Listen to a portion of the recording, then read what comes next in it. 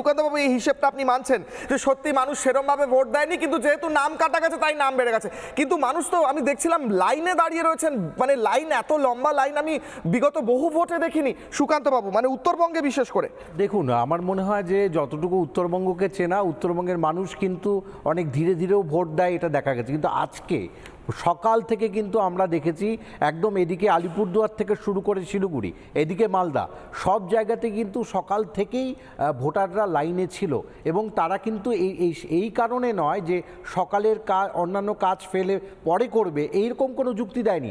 তারা বলেছে আমাদের ভোটটা খুব নির্ণায়ক ভোট, যেটা শিলিগুড়িতে আমি শুনতে পেরেছি।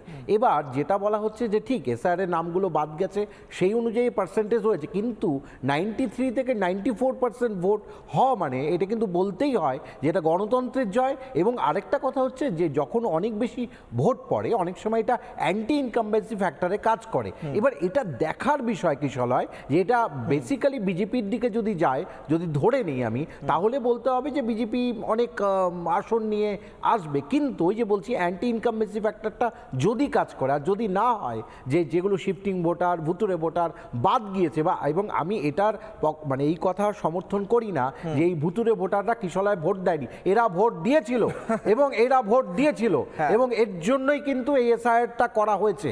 সুতরাং এরা দেয়নি ভোট, কারণ এই ভুতুরে ভোটাররা ভোট দিয়েই তারা কিন্তু, যেমন প্রবাদ প্রতিম একজন সিঙ্গার এসে ভোট দিয়ে যেতেন তার মৃত্যুর পরে। একটা কারণ হতে পারে কিশলয়, আমি বলছি যে আজকের যে ভোটটা হলো, বিশেষ করে মালদা মুর্শিদাবাদ, মানে বিজেপির তো একটা মানে ঘোষিত নীতি যে আমরা মুসলিম ভোট চাই না, একটা মুসলিম ক্যান্ডিডেট নেই, তারে মুসলিম অধ্যুষিত এলাকা বলে তাদেরকে এমনভাবে অমিত শাহ এবং মোদি এসে পরে থ্রেট করছে, তারা হয়তো এমনভাবে কনসলিডেটেড হয়েছে যে 100% গিয়ে আমরা দেখাবো যে বিজেপিকে। হতে পারে স্যার, আবার এটাও হতে পারে স্যার যে কোণঠাসা হয়ে হিন্দুরা ভোট কনসলিডেট করেছে এই সমস্ত এলাকায়, তাই না? এটাও হতে পারে।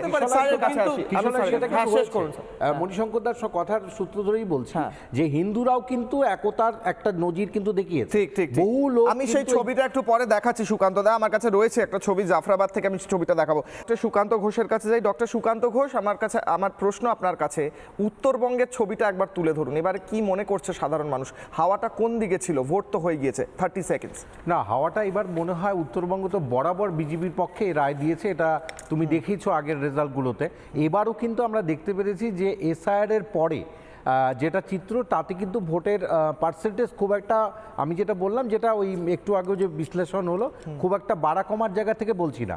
আমি বলছি যে কোথাও গিয়ে হিন্দুরা কিন্তু ঐক্যবদ্ধ হয়েছে, সেখান থেকে দাঁড়িয়ে হিন্দু ভোট কিন্তু কনসলিডেট হবে।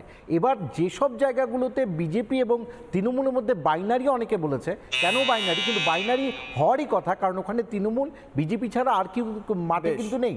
সুতরাং একটা কথা বলতে, অটল বিহারী বাজপেয়ী 1980-তে বলেছিল যে দুজন এমপি নিয়ে একদিন আয়েগা সারা ভারত মে কমল খেলেগা।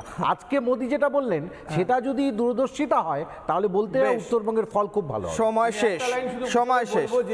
একটা লাইন বলবো যে সব জায়গায় যেহেতু পার্সেন্টেজটা বেড়েছে, তাহলে ওই ফ্যালাসিটাই কাজ করবে যে যারা মৃত ভোটার যেগুলো বাদ গেছে বলে বেড়েছে, ফলে ভয় দেখিয়ে ভরসা জোগানোর ইলেকশন সময় শেষ, এসআইআর করার কোনো প্রয়োজন ছিল। বুঝলাম, সময় শেষ। আমার নানা ধরনের কন্টেন্ট দেখার জন্য লাইক করুন, শেয়ার করুন আমাদের ফেসবুক পেজ, সাবস্ক্রাইব করুন আমাদের ইউটিউব চ্যানেল।